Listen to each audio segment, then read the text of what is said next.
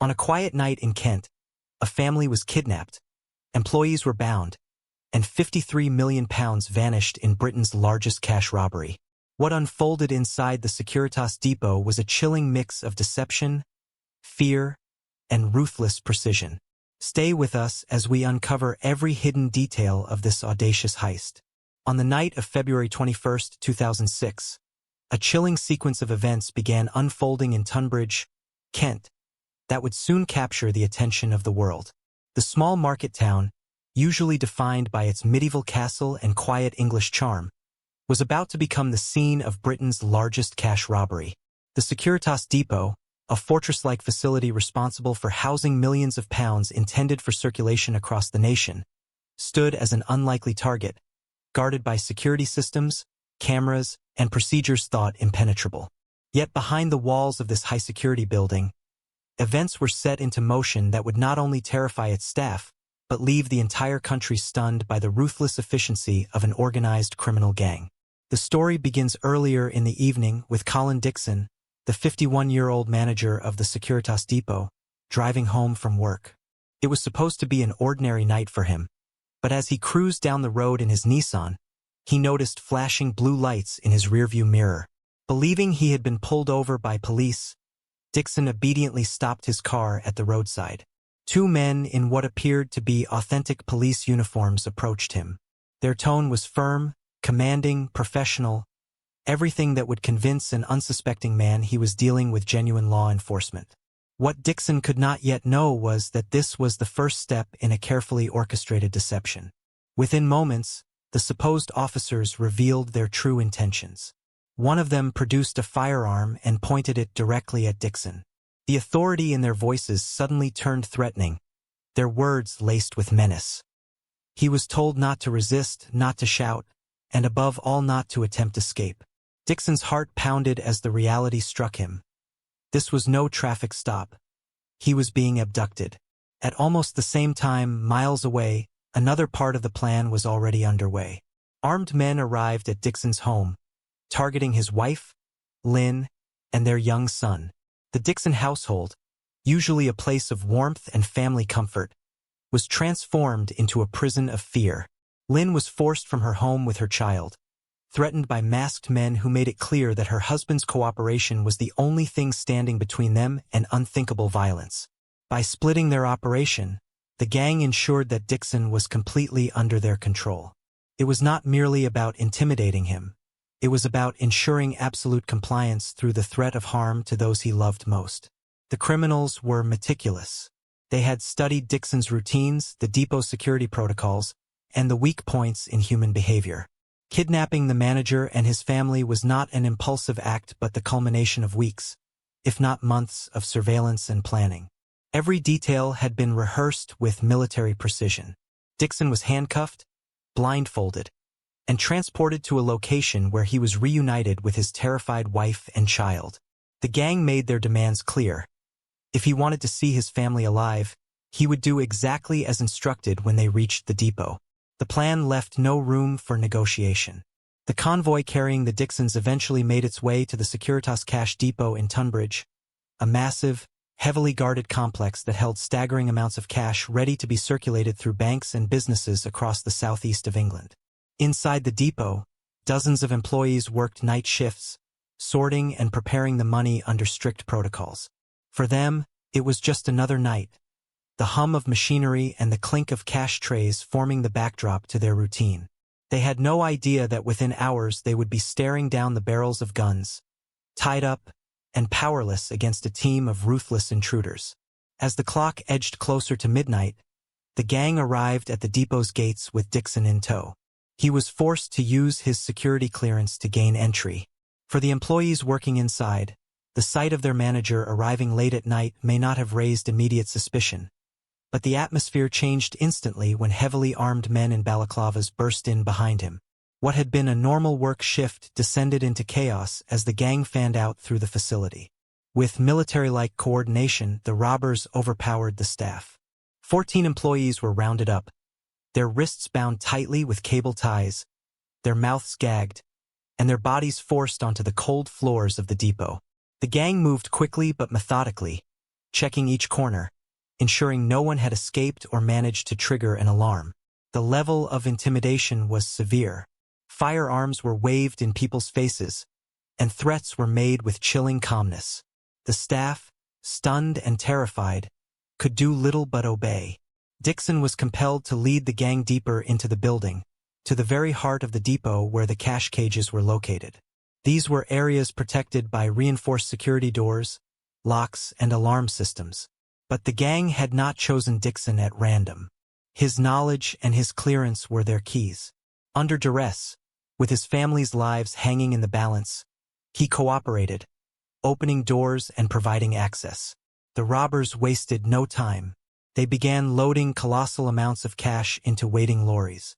The scale of what was happening was unprecedented. Piles of banknotes, stacked in metal cages, were methodically transferred into containers and loaded onto vehicles. Unlike typical armed robberies where criminals grab what they can and flee, this was an operation of industrial scale. They were not here for a few bundles of notes. They were here for a fortune. As minutes stretched into hours, the lorries filled with cash that would total an astonishing £53 million. Inside the depot, the staff lay helpless, bound and gagged, listening to the sound of cages being dragged and doors slamming, the muffled instructions exchanged between the masked men, and the occasional barked order to stay still. The fear was palpable. Each second carried the threat of violence. Yet, remarkably, the gang refrained from killing anyone. Their weapons were there to intimidate, to control, not to execute. Still, for those who lived through that night, the psychological scars of being treated as disposable pawns in a multimillion-pound heist would never fully fade. By the time the gang was ready to leave, the lorries were laden with more cash than Britain had ever seen stolen in a single operation. Before their departure, the robbers made sure the staff could not raise the alarm. Each hostage was checked, each tie secured, each gag tightened. Only once they were satisfied that no one could interfere did they vanish into the night, taking with them a fortune so vast that it would alter the landscape of British criminal history. When dawn broke over Tunbridge the following morning, the scale of the crime began to sink in. The depot was discovered in chaos, employees shaken and traumatized, but alive. The police, when called, faced a staggering crime scene. £53 million gone, 14 witnesses shaken, and almost no forensic evidence left behind. The robbers had executed their plan with chilling efficiency. Britain was left in shock, not only at the sheer amount of money stolen but at the audacity of criminals who had kidnapped a family, infiltrated a fortress-like facility, and disappeared with a haul so large it seemed almost unbelievable.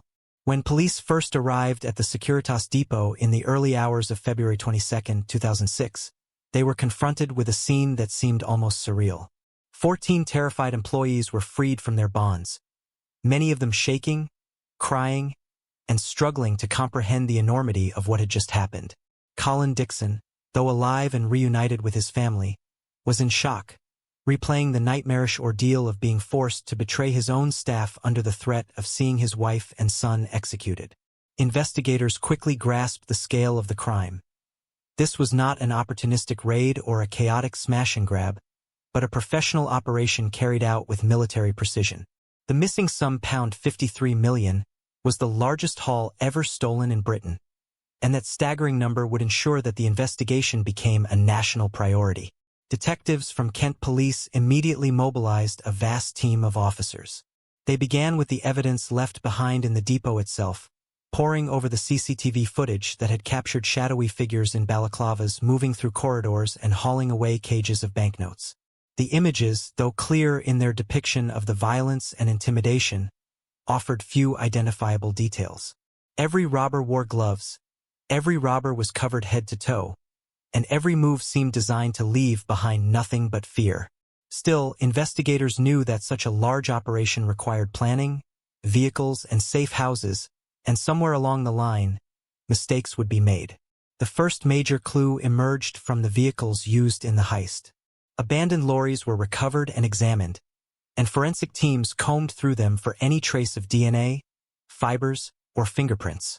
The robbers had attempted to clean the interiors, but faint traces of evidence began to surface. In addition, Eyewitness accounts were gathered from nearby roads on the night of the robbery. Residents had noticed convoys of unfamiliar vehicles, men loitering in inconspicuous cars, and the glow of activity near the depot long after normal hours. Piece by piece, detectives began to build a timeline, though the culprits themselves remained hidden. The story quickly broke in the press, splashed across headlines as Britain's biggest cash robbery. Public fascination was immediate, fueled by the extraordinary circumstances. A gang disguised as police officers, a kidnapped manager, hostages bound, and a staggering fortune carried off into the night. The sheer cinematic quality of the crime drew comparisons to Hollywood thrillers, but for those who lived through it, there was nothing glamorous. The trauma was very real. Colin Dixon's family, though freed, would spend years coping with the psychological scars of being pawns in such a ruthless scheme. Employees of the depot spoke of nightmares, of the constant fear that the robbers might return, and of the lasting sense of vulnerability that no amount of security could erase. While the victims struggled with their ordeal, detectives pressed forward, following leads that stretched far beyond Kent. It soon became clear that this was not the work of a small, desperate gang but a network of criminals with international connections. At the center of suspicion was a name that had already become familiar to police. Lee Leo Murray, a 26-year-old former cage fighter from South London. Murray was no stranger to violence or to the criminal underworld. He had grown up in rough neighborhoods, developed a reputation for aggression, and built ties with organized gangs. By 2006, he was already on law enforcement's radar as a figure capable of orchestrating large-scale crime. Surveillance operations soon confirmed suspicions. Detectives linked Murray and several associates to suspicious meetings and unusual spending sprees in the aftermath of the robbery. Large sums of cash were surfacing in unexpected places, with some gang members flaunting wealth they could not possibly explain. Another key suspect, Paul Allen, known as Murray's close associate and confidant, came under scrutiny for his sudden movements and connections to vehicles tied to the crime. The noose was tightening, though the suspects seemed to sense the pressure and began plotting escapes of their own. As weeks passed, police raids were conducted across the country. Safe houses were stormed, and evidence was seized, including balaclavas, firearms, and large amounts of cash. Arrests were made, and suspects began to face interrogation. Among those taken into custody was Jetmir Bukpapa, an Albanian national tied directly to the depot raid. Another suspect, Stuart Royal, was also apprehended, his links to the planning stage of the kidnapping operation becoming increasingly clear under questioning. Forensic evidence, witness testimony, and financial records were aligning, painting a picture of a gang bound together by greed and ambition, each member playing a distinct role in the heist. But the mastermind, Murray, was not among those captured in Britain. Instead, he fled the country, making his way to Morocco, a place where his dual nationality offered him a shield against extradition. This move sparked a tense international standoff. British authorities, desperate to bring him back, pressed for his return, but Moroccan law was explicit. Citizens could not be extradited. Murray, confident in this protection, attempted to settle into a new life abroad, though his notoriety and the wealth he carried would keep him in the public eye. In June 2006, he was arrested in the capital, Rabat, but despite lengthy legal battles, he remained outside the reach of British justice. Eventually, Moroccan courts convicted him of the robbery, sentencing him to decades behind bars within their own system. Back in Britain, the trials of Murray's associates became a media spectacle. Courtrooms were filled with reporters as details of the heist were revealed. Testimony painted the picture of a gang that had meticulously surveilled the depot, studied Dixon's movements, and even practiced wearing police uniforms to perfect their disguise. Prosecutors outlined the cruelty of the kidnappings, the terror inflicted upon innocent families, and the sheer arrogance of attempting to walk away with over £50 million.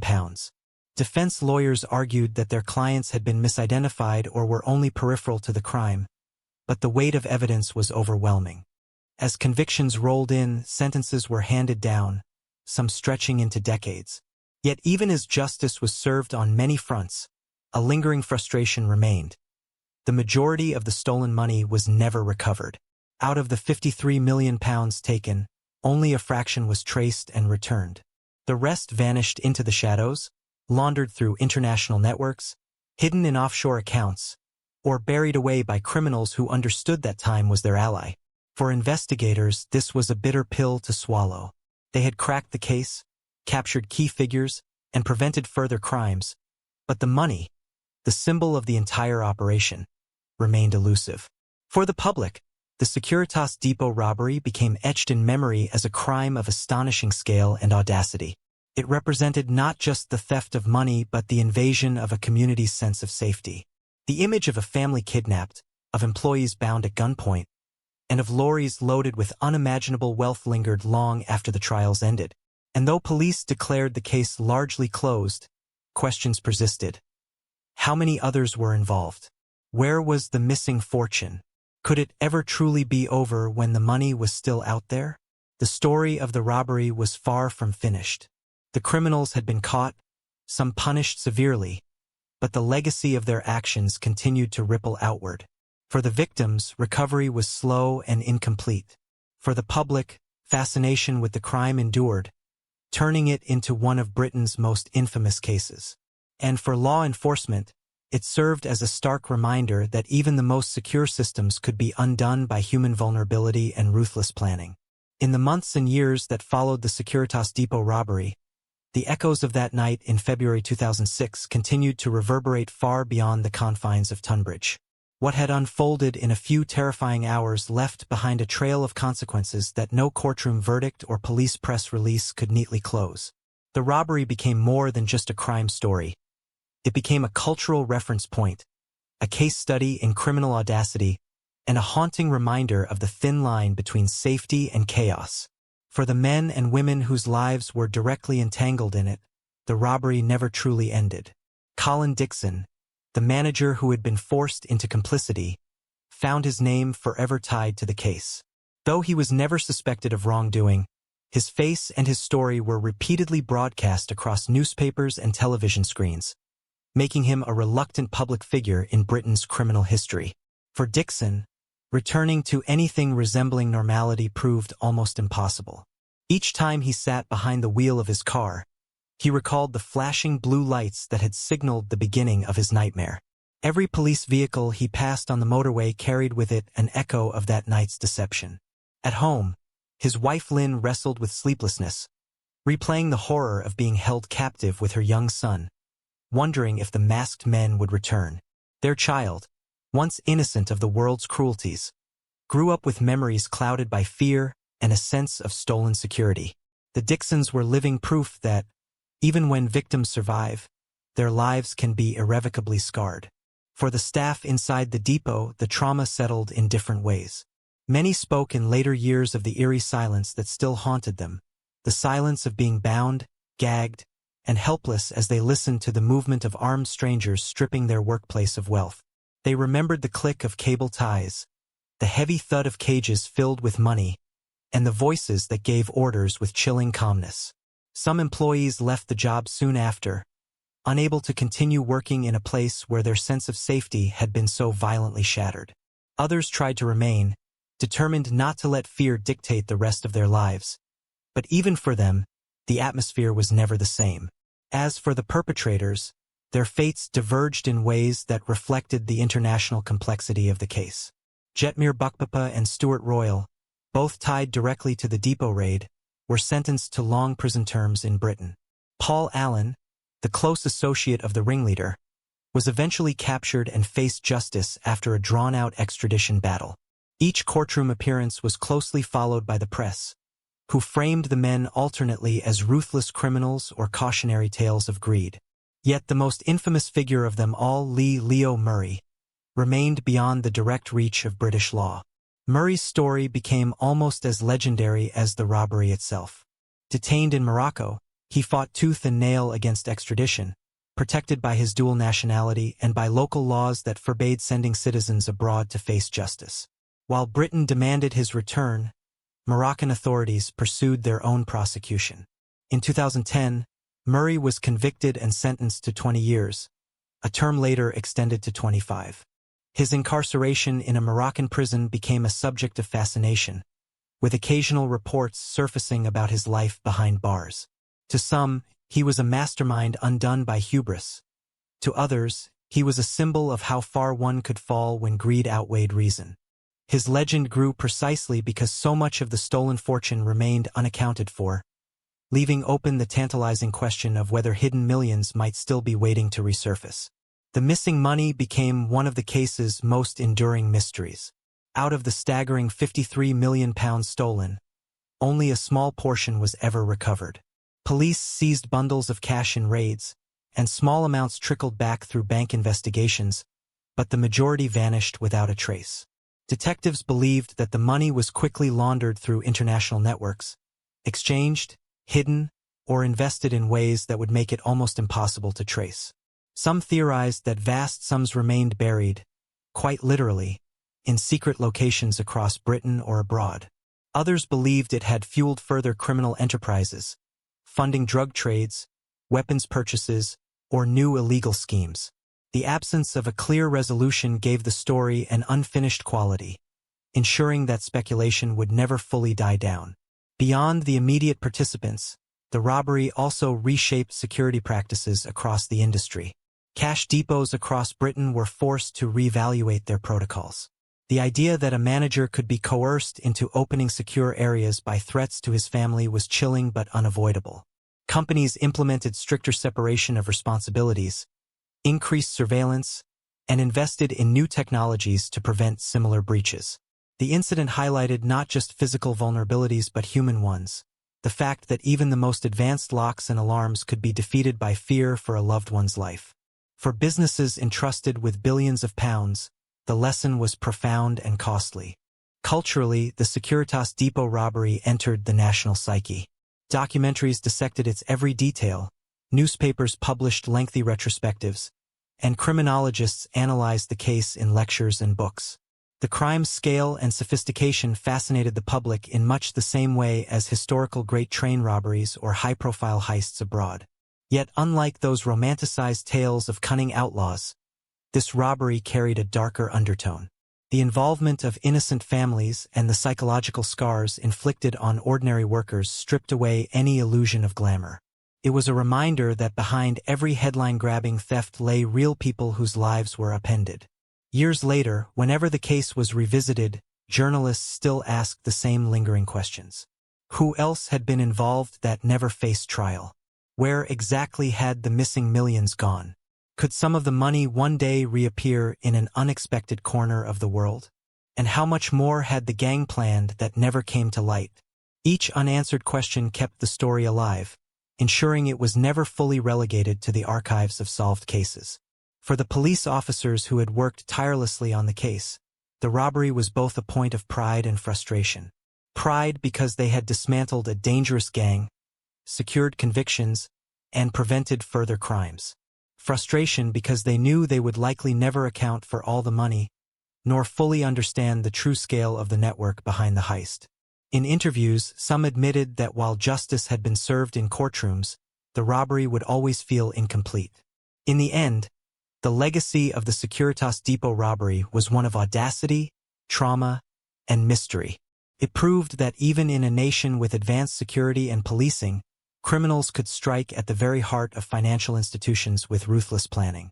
It showed how fragile ordinary lives could be when entangled in organized crime, and how the ripple effects of a single night could stretch for decades. For Colin Dixon, his family, and the depot staff, the robbery remained a deeply personal wound. For the public, it stood as one of the most extraordinary chapters in modern British criminal history. And for law enforcement, it became a case study they would revisit time and again, not just as a story of what was stolen, but as a warning of what could happen when fear, greed, and violence converge. The town of Tunbridge eventually returned to its quiet rhythms, the castle still drawing tourists, the depot continuing its operations under stricter security. But February 21, 2006 was never forgotten. It was the night when a small English town became the stage for a crime so audacious that it entered legend. A heist remembered not for the money that vanished, but for the lives it changed forever.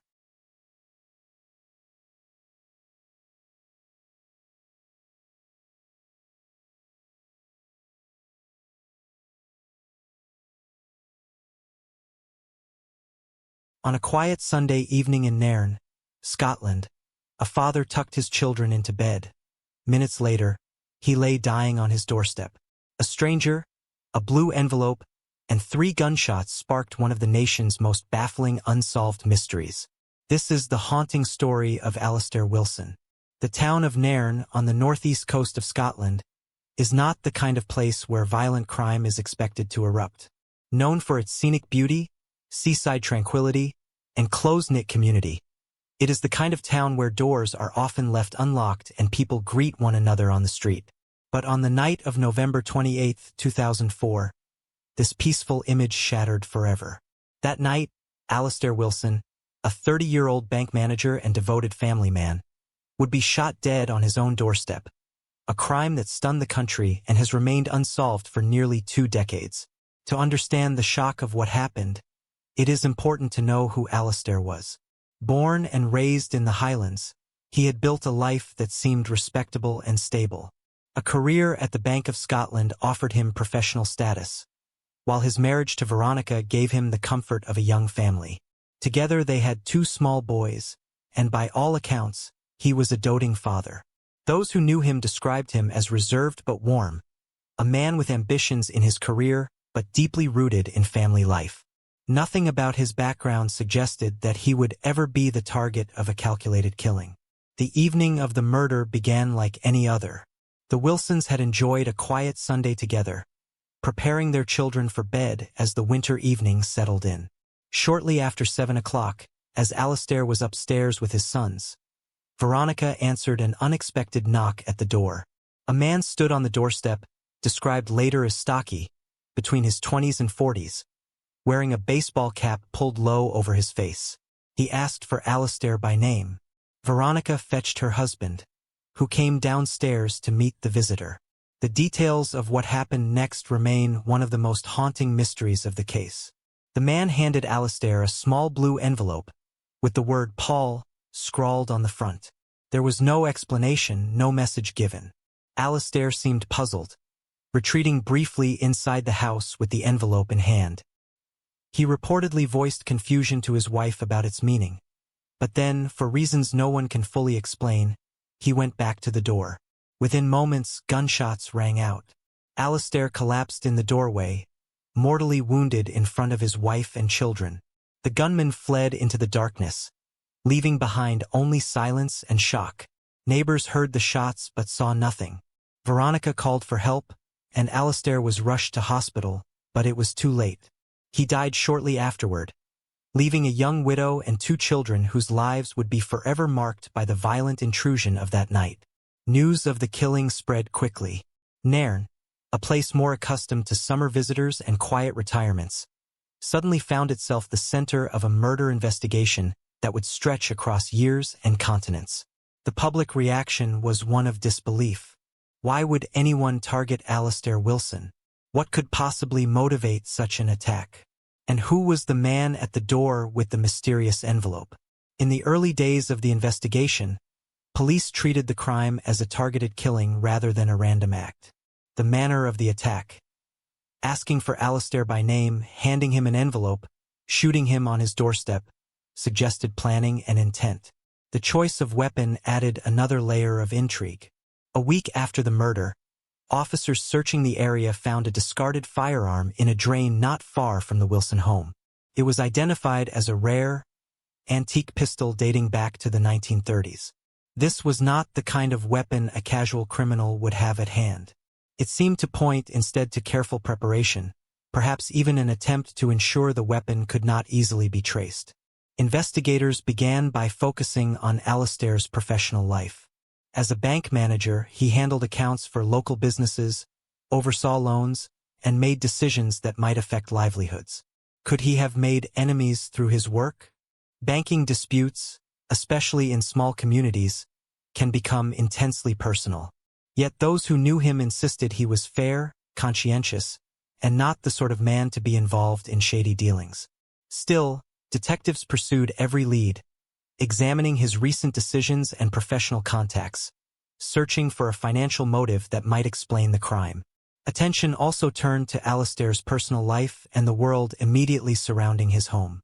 Directly across the street from the Wilson household stood the Havelock Hotel, a popular local establishment. In the months before the murder, Alastair had lodged a formal objection to a planning application connected to the hotel.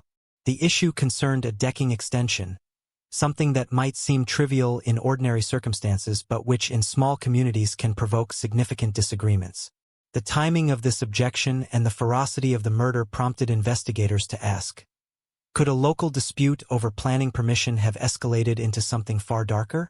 Veronica Wilson, who had witnessed her husband's final moments, became the key source of information for police. She described the gunman's appearance, his demeanor, and the sequence of events leading up to the shooting. But the man's identity remained elusive.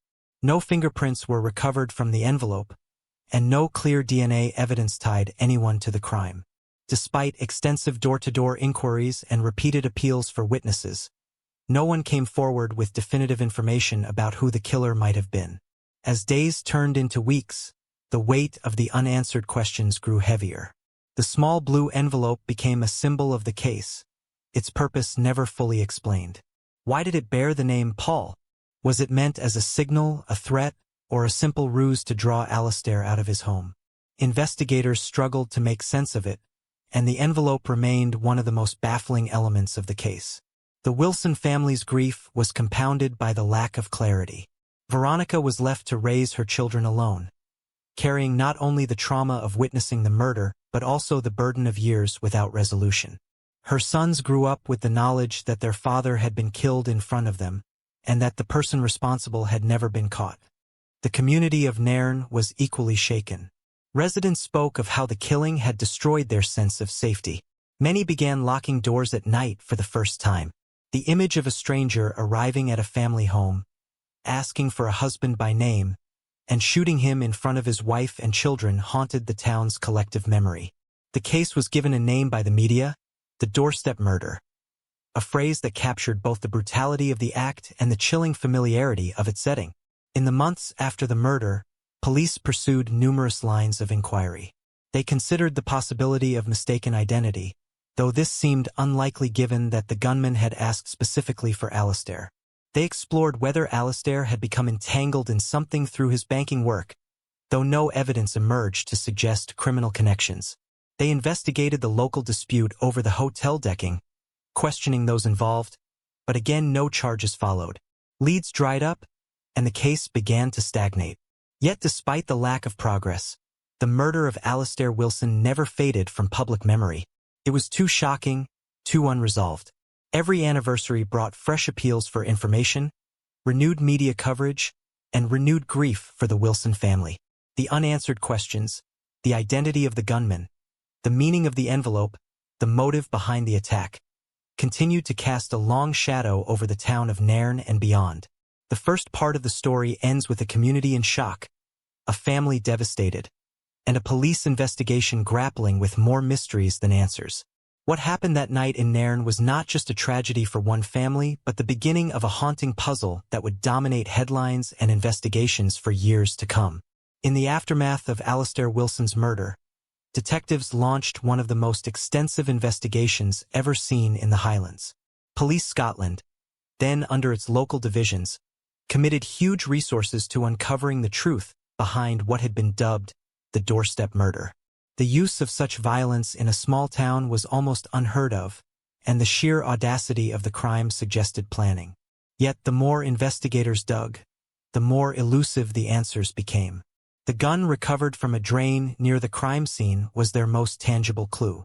A German-made pistol dating back to the Second World War, it was an unusual choice of weapon for a modern-day killing. Ballistics confirmed it had been used to fire the fatal shots, but its history was murky. Firearms of that age were not typical of organized criminal gangs, who generally favored modern handguns. To some detectives, this detail hinted at a personal motive rather than a professional contract killing.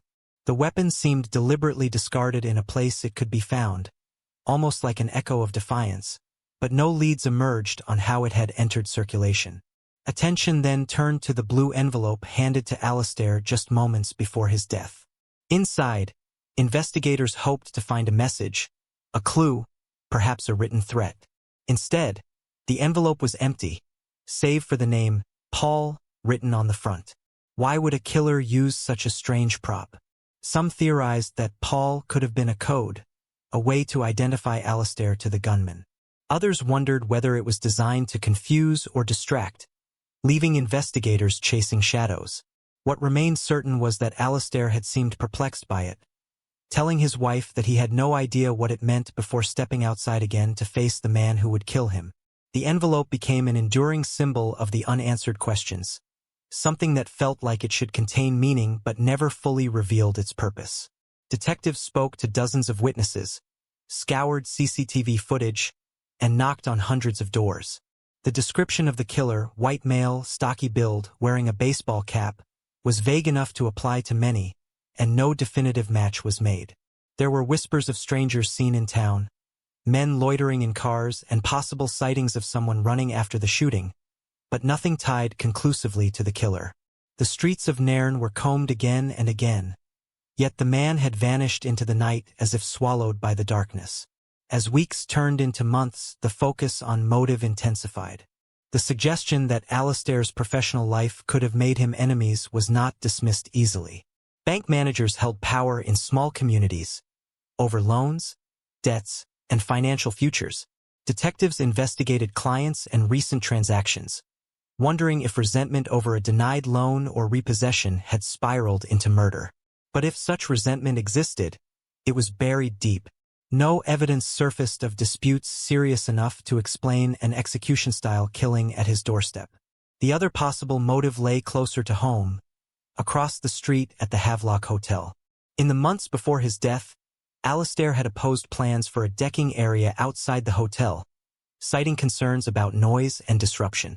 It was a local issue, seemingly minor, yet in small towns such disputes can fuel significant hostility. Some speculated whether this disagreement had escalated into violence, though to others it seemed inconceivable that planning permission could provoke such an extreme act. Still, detectives pressed on, interviewing those connected to the hotel, probing for links between the objection and the murder. While tensions certainly existed, no evidence pointed directly to anyone capable of carrying out such a cold-blooded attack. Meanwhile, Veronica Wilson, now widowed and left to raise 2 young sons, lived under the burden of trauma and scrutiny. She had not only lost her husband but had been forced to watch the scene unfold, to look into the eyes of the man who had killed him. Her testimony remained central to the investigation, and she cooperated fully with detectives, offering every detail she could recall. Yet the image of the killer was just out of reach, familiar enough to be real but not distinctive enough to be identified. For Veronica, the unanswered questions became a cruel shadow over her grief. As the first anniversary of the murder approached, the case began to attract national attention. Media coverage highlighted the bizarre circumstances, the mystery of the envelope, and the lack of progress. Public appeals were made repeatedly, with police urging anyone with knowledge to come forward. Yet silence persisted. Nairn, once a town defined by its quiet charm, now carried the notoriety of an unsolved murder, with residents haunted by the knowledge that a killer had walked their streets and never been caught. Over time, fresh theories surfaced. Some wondered whether Alistair's murder was a case of mistaken identity, though this seemed unlikely given that the killer had asked for him by name. Others speculated about secret aspects of his life, hidden dealings or connections he had kept from even his closest family, though nothing in his background suggested such involvement. Every lead seemed to evaporate upon closer inspection. One striking detail that continued to puzzle investigators was the killer's behavior. He had not stormed into the house or attacked violently in chaos. Instead, he had calmly knocked, asked for Alistair, handed over an envelope, and waited. This composure suggested confidence and purpose. It was not the act of someone unhinged or impulsive. Whoever he was, he had come with intent and carried out his mission with chilling efficiency. Yet that same composure raised questions. Why take the risk of engaging directly, of being seen by Veronica instead of ambushing Alistair elsewhere? The method seemed deliberate, but its meaning remained hidden. Years passed, and with them, frustrations grew. Detectives were rotated, new teams took on the case, but no breakthrough came. The gun remained an oddity, the envelope an enigma, the the motive a mystery. Cold case reviews were conducted, and advances in forensic science were applied to old evidence. But each attempt brought only disappointment. Despite one of the largest murder inquiries Scotland had ever seen, the identity of the man who knocked on the Wilsons' door remained unknown. The human cost was enormous. Veronica's life was irrevocably altered, her children growing up without their father. The wider community lived under a cloud of suspicion, with speculation casting shadows over neighbors and acquaintances. Every fresh anniversary brought interviews, documentaries, and appeals, yet the answers stayed locked away. For many in Nairn, it felt as though justice had been stolen alongside Alastair's life, leaving a wound that refused to heal. By the time the case entered its second decade, it had become one of Scotland's most enduring mysteries. Detectives admitted publicly that they were baffled. The evidence was tantalizing but incomplete, leaving investigators circling the same questions without resolution. Who was the man with the baseball cap? Why had he targeted Alastair Wilson? And what was the significance of the empty blue envelope? Part 2 of this story closes not with resolution but with deepening mystery. The investigation had scoured every angle, yet clarity never emerged. The sense of unease that began on that cold November night lingered in every unanswered question. And for the Wilson family, hope for justice seemed to grow dimmer with each passing year. As the years moved forward, the killing of Alastair Wilson remained a wound that never closed, a case that refused to yield its truth no matter how much pressure was applied. Detectives who had dedicated themselves to unraveling the mystery retired or were reassigned, but the investigation itself never faded completely. It loomed in the background of Scottish policing, a constant reminder that even in an age of modern forensics, surveillance, and intelligence networks, a single man with a gun could still step into the night and vanish without trace. For the Wilson family, the silence of justice grew heavier with each anniversary, each fresh public appeal that ended in disappointment. The doorstep murder, as the press called it, carried a chilling weight precisely because it remained unexplained. Over the years, fragments of information surfaced, small flashes of possibility that briefly raised hope before dissolving.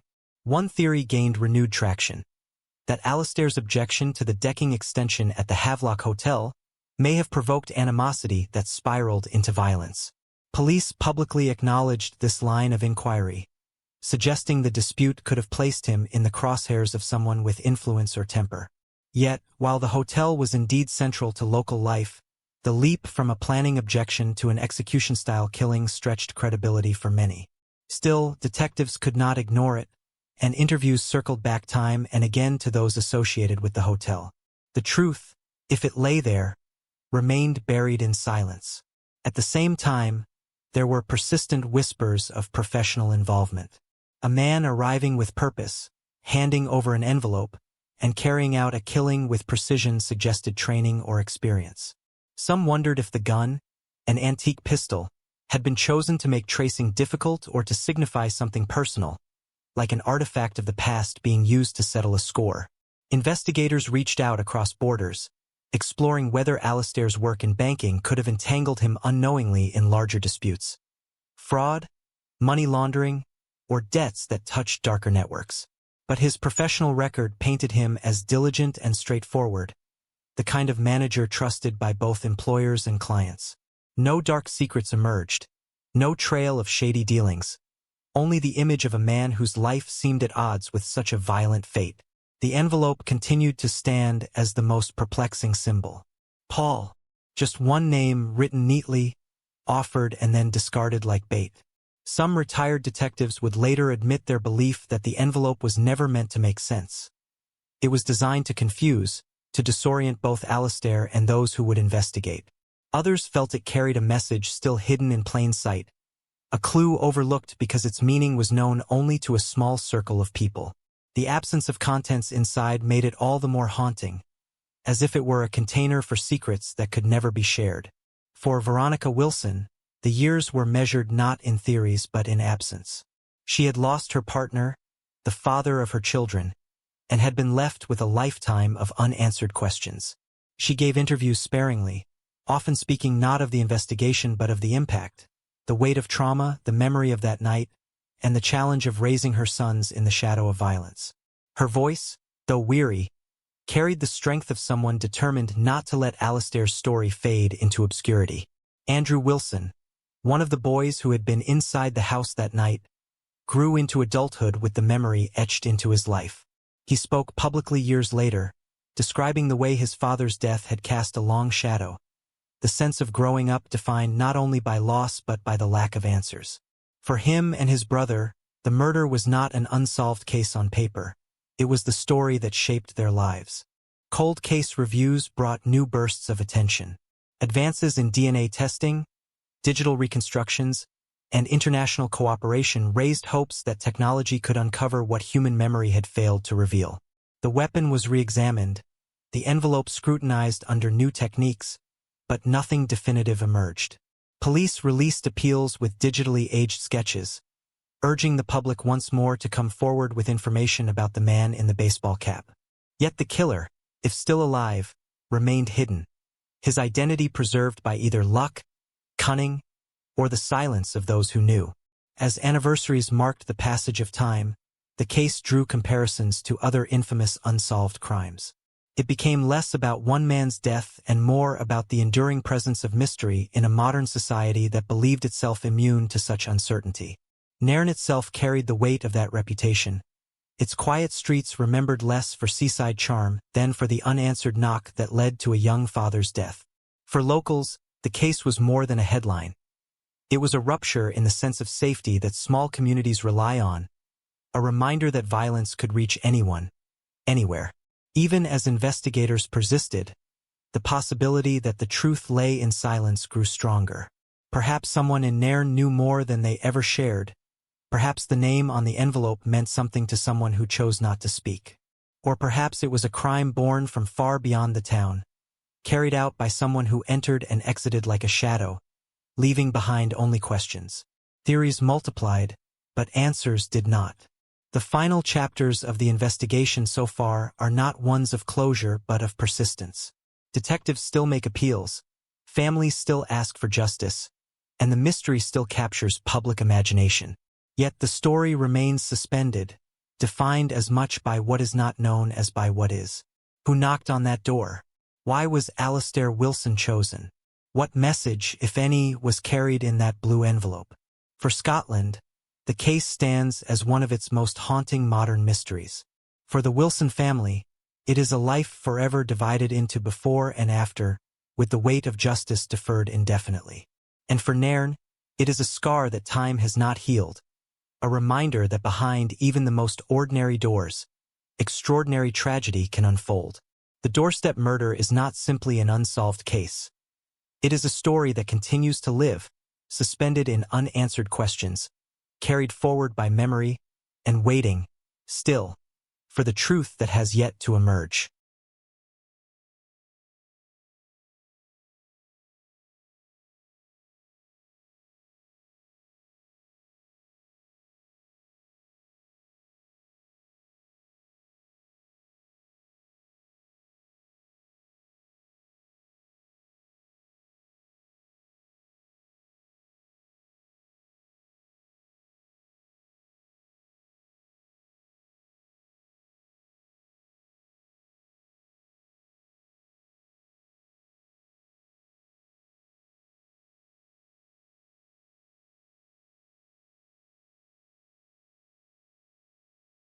On August 27, 2021, a routine afternoon at First Bank in East St. Louis turned into horror.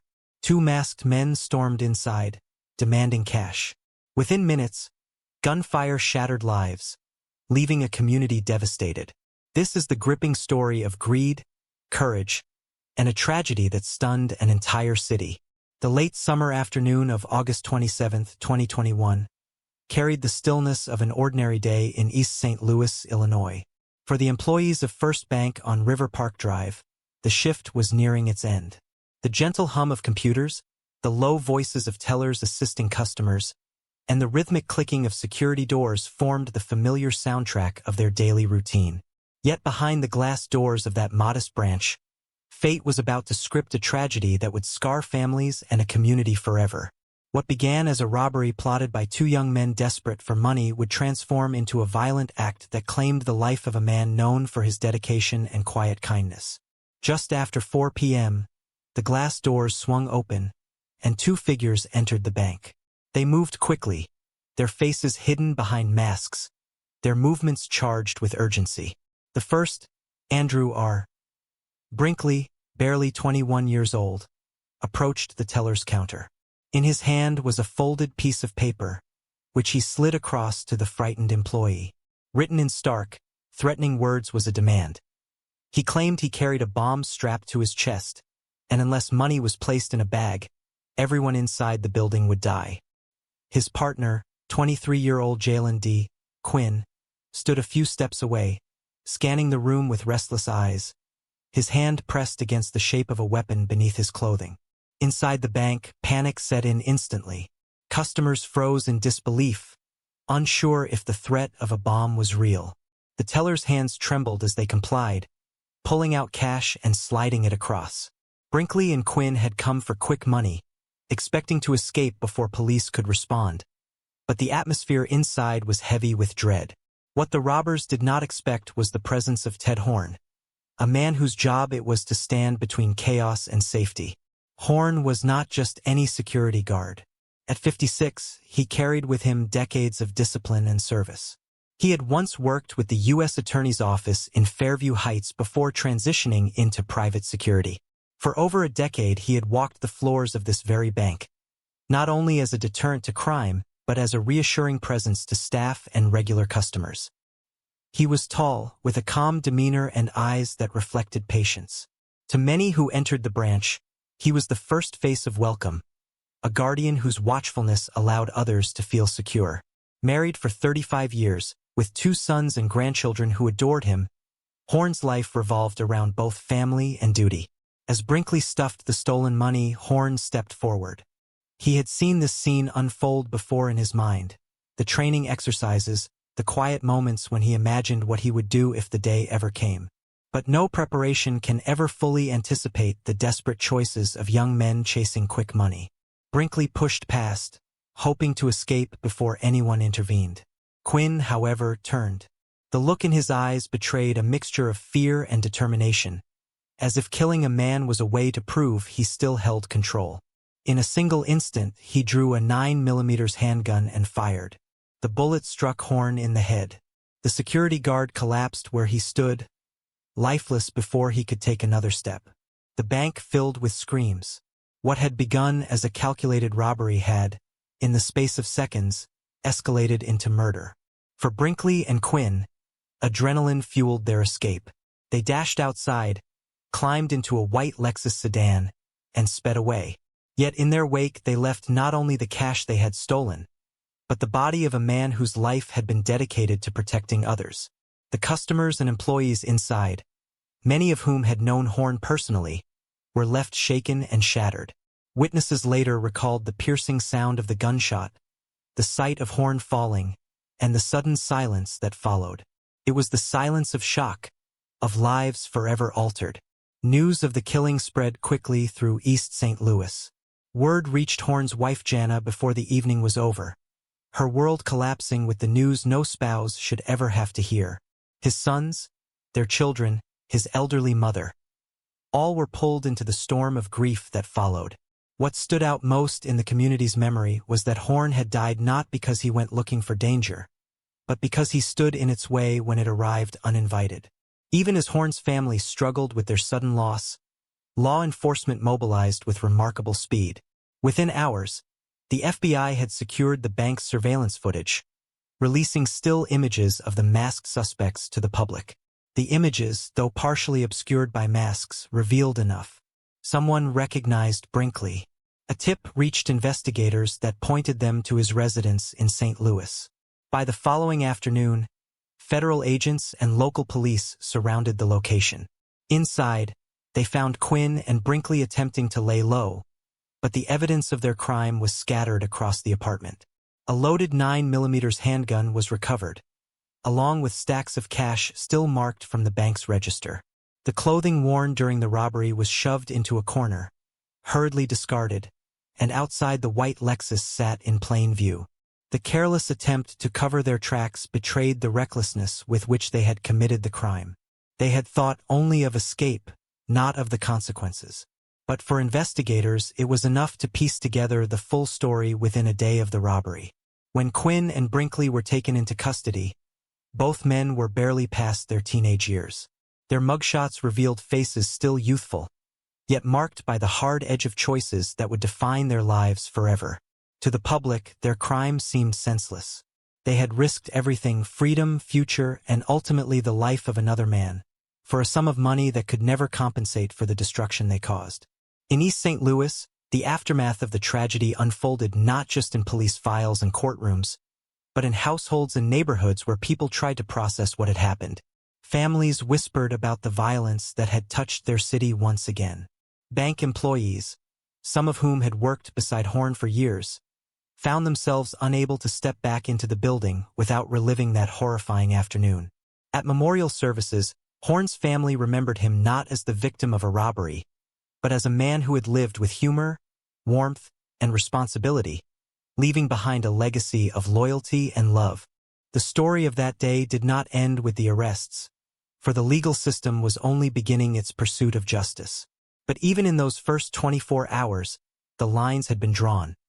A beloved father and grandfather lay dead, and two young men stood accused of destroying not only their own futures but the life of a man who had dedicated himself to protecting others. The weight of what they had done had yet to fully descend on them, but for the family of Ted Horn, that weight was already unbearable. The arrests of Jalen Quinn and Andrew Brinkley on the day following the robbery brought a swift end to their brief escape, but for investigators, it was only the beginning of piecing together the case in meticulous detail. The shooting of Ted Horn had turned what might have been another headline about a bank robbery into a murder case that demanded federal attention. Within hours, agents had filled evidence bags with the handgun, the clothing worn during the heist, and marked bills that tied directly back to First Bank. What they needed next was a clear chain of evidence and testimonies to ensure that the suspects would face the full consequences of their actions. Federal agents began reconstructing the timeline. Surveillance footage placed Brinkley at the counter, sliding the handwritten note that claimed he carried a bomb. His fingerprints were later lifted from the piece of paper, confirming his direct involvement. The teller's statement further reinforced this, describing the young man's tense demeanor and the precise wording of the threat. Meanwhile, witnesses recalled Quinn hovering close by, scanning the room with a look of agitation that suggested he was ready to pull the trigger at the slightest challenge. When Horn stepped forward, that trigger was indeed pulled. The bullet that ended Horn's life was traced to the handgun recovered from Brinkley's apartment, a weapon that still carried residue from being recently fired. For prosecutors, the case was as solid as it was tragic. They decided early on to pursue federal charges of armed bank robbery, conspiracy, and in Quinn's case, the use of a firearm to commit murder during a crime of violence. These charges carried severe penalties, ensuring that the young men would spend much of their lives behind bars. Federal prosecutors also emphasized the brazen nature of the act, an armed robbery conducted in broad daylight with no concern for human life, in a bank located in a community already weary of violent crime. As the investigation unfolded, a picture of the two perpetrators began to emerge. Quinn, at 23, was the elder of the pair, known among some acquaintances as impulsive, prone to quick tempers, and chasing easy solutions to financial struggles.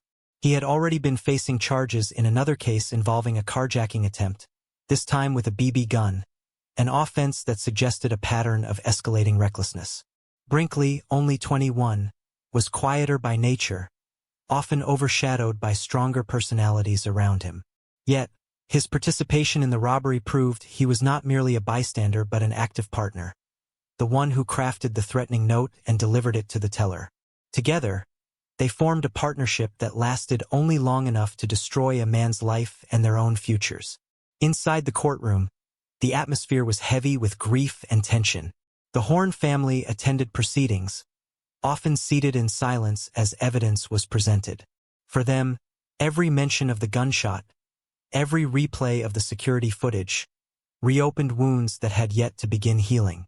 Their loss was not an abstract statistic but a man whose absence left an irreplaceable void. Ted Horn had been a husband, a father, and a grandfather who read stories to his grandchildren and spent weekends repairing small things around the house. Now his family was left with memories and the weight of his absence, while the two men who caused it sat shackled at defense tables. Quinn's defense team attempted to soften his role, pointing to his young age, his lack of stable guidance, and his struggles with poverty as factors that shaped his decisions. They argued that he had not entered the bank intending to kill, but rather panicked when confronted by Horn. Brinkley's defense, on the other hand, leaned on the fact that he was not the one who pulled the trigger. His attorney reminded the court repeatedly that Brinkley's role, though serious, had not been the act of murder itself. Yet these arguments did little to sway prosecutors or the Horn family, who knew that the robbery would not have unfolded at all without Brinkley's direct participation. The court proceedings also brought into sharp focus the professionalism of law enforcement agencies that had responded so quickly. Testimonies from FBI agents and local police officers detailed how surveillance images were distributed almost immediately, how tip lines had lit up within hours, and how the suspects had been located the very next day. This rapid action underscored the determination of law enforcement not only to bring justice for Horn's family but also to send a message that such acts of violence would not go unanswered. As the months passed, the weight of evidence left little room for the defendants to maneuver. In 2023, Quinn entered a guilty plea, acknowledging his role in both the robbery and Horn's murder. The plea avoided the lengthy ordeal of a trial but did nothing to ease the bitterness of his actions. When the sentence was delivered, 50 years in federal prison followed by 5 years of supervised release, the courtroom was silent, save for the muffled cries of family members. Quinn's life, though not ended, was effectively sealed away behind concrete walls and barbed wire for decades to come. Brinkley followed with his own guilty plea, this time to charges of bank robbery. While he had not fired the weapon, the court made clear that his involvement had set the events into motion. For his role, Brinkley was sentenced to 20 years in prison, followed by supervised release. His youthful face betrayed a mixture of fear and regret as the words of the sentence were read aloud. He would emerge from prison as a middle-aged man, the prime years of his life consumed by the consequences of his choices. The disparity between the two sentences reflected their actions, Quinn as the shooter receiving the harsher penalty, and Brinkley as the accomplice receiving a lesser but still severe punishment. Yet both outcomes carried the same underlying message. Their reckless attempt at quick money had led only to ruin. Neither walked away with the riches they sought. Instead, they carried the weight of a wasted future and the responsibility for a man's death.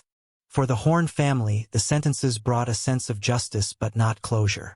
Jana Horn spoke of her husband as a man who could fill a room with his humor, who was steady and dependable, who never failed to put his family first. Their sons remembered him as a teacher and role model, a man who taught them responsibility not through words, but through the life he lived. His mother, Rosalie, now in her later years, faced the heavy burden of outliving her child. At vigils and memorials, the community honored Horn as more than a victim of crime, but as a man whose death underscored the value of service and sacrifice. The East St. Louis community, long accustomed to stories of violence, was shaken by this particular crime. It was not only the coldness of the robbery or the callousness of the shooting, but the senselessness of it all.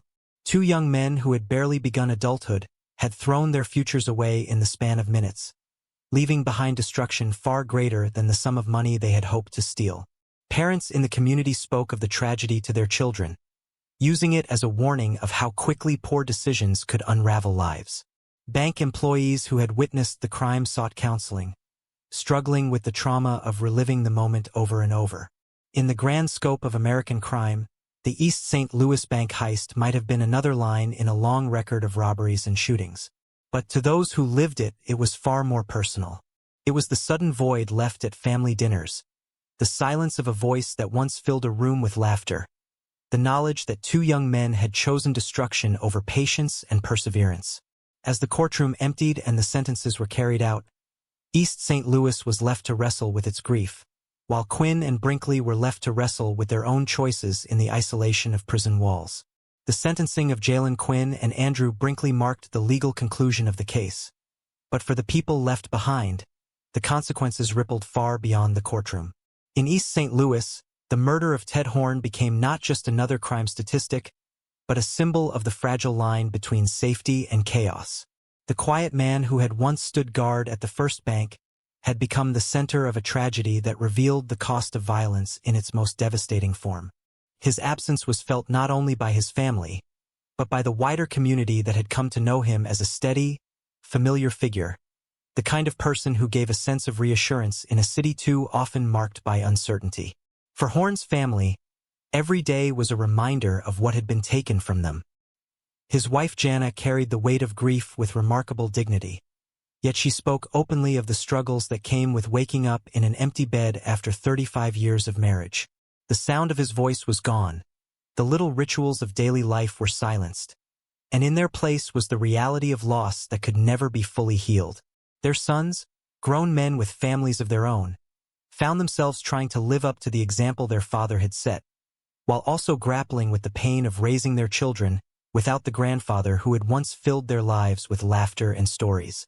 His grandchildren, too young to fully grasp the permanence of death, would grow up hearing stories about the man who had loved them deeply, but whose presence they would never fully know. The community response was deeply felt. Candlelight vigils were held outside the bank in the weeks following the shooting, with friends, neighbors, and strangers gathering to honor Horn's life. Stories were shared not of grand accomplishments, but of the everyday kindness that defined him. Helping a neighbor with groceries, volunteering at local events, greeting everyone with a quiet smile. His colleagues from his years with the U.S. Attorney's Office spoke of his professionalism and dedication, recalling how he carried himself with a calm sense of duty that never wavered even in difficult circumstances. In death, as in life, Ted Horn represented the best of what it meant to serve one's community with humility. The murder also forced the city and law enforcement agencies to confront broader issues. East St. Louis had long struggled with crime, poverty, and a reputation for violence, but this incident cut deeper because of the senselessness of it. There was no grand plan, no carefully orchestrated heist, only two young men who thought they could walk into a bank with masks, a note, and a gun, and leave with quick money. Their choices were impulsive, reckless, and devastating. For young people in the area, the story became a cautionary tale of how fast life can unravel when desperation takes the place of discipline and hope. The wider justice system reflected on the case as an example of the importance of swift and coordinated response.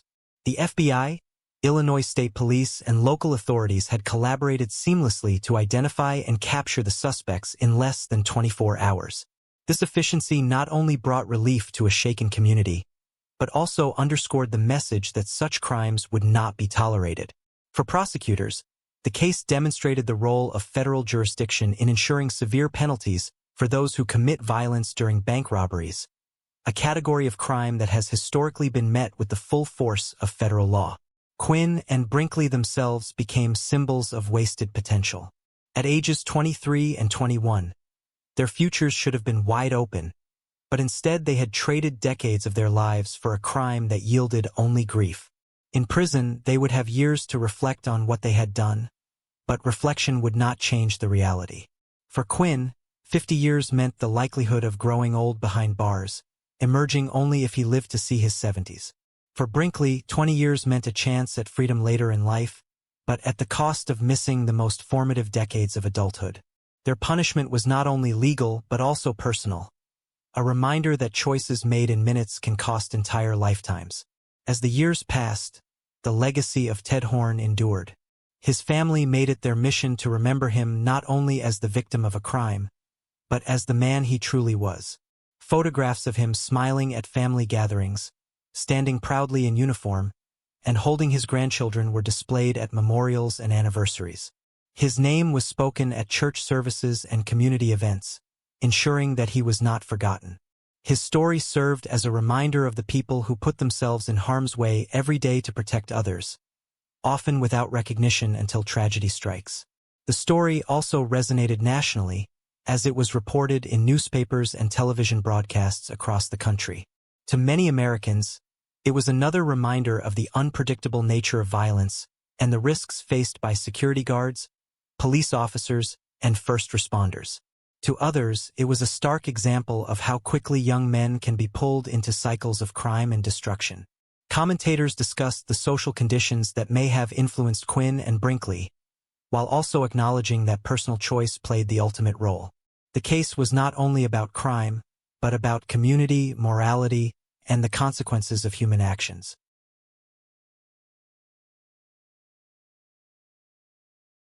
For East St. Louis, the bank shooting in August 2021 remained one of the darkest days in its recent history. Yet from the tragedy emerged a renewed sense of vigilance, a commitment to honor the life of a man who had given everything to his duty. Banks across the region reviewed their security protocols. Families discussed the value of life choices with their children, and the community found ways to support the Horn family through donations, letters, and prayers. In many ways, the collective grief became a collective lesson, a chance to stand against the tide of violence that too often swept through their streets. Even as time moved forward, the memory of that day lingered. The teller who had handed over the money under the threat of a supposed bomb continued to carry the trauma of the moment, a constant reminder of how close she and others had come to danger. Customers who had been inside the bank replayed the scene in their minds, haunted by the sound of the gunshot that ended Horn's life. For them, healing was a slow process, one that required confronting fear and finding strength in community. Ultimately, the story of the East St. Louis bank robbery and murder was one of contrasts. The fleeting greed of two young men against the steady dedication of a man who had spent his life serving others. The fragility of life against the permanence of death. The pain of loss against the resilience of a family and community determined to honor what was taken from them. The courtroom sentences may have marked the legal end of the case, but the story continued in the memories of all who lived it, in the lessons passed down to younger generations, and in the enduring legacy of a man who represented the quiet strength of service. For Ted Horn, there would be no return, no second chance at the life he had built so carefully. For Quinn and Brinkley, there would be decades to sit with the weight of their choices. For East St. Louis, there would be the ongoing task of remembering, healing, and moving forward. And for all who heard the story, there was the unshakable truth that in one moment of violence, lives were changed forever.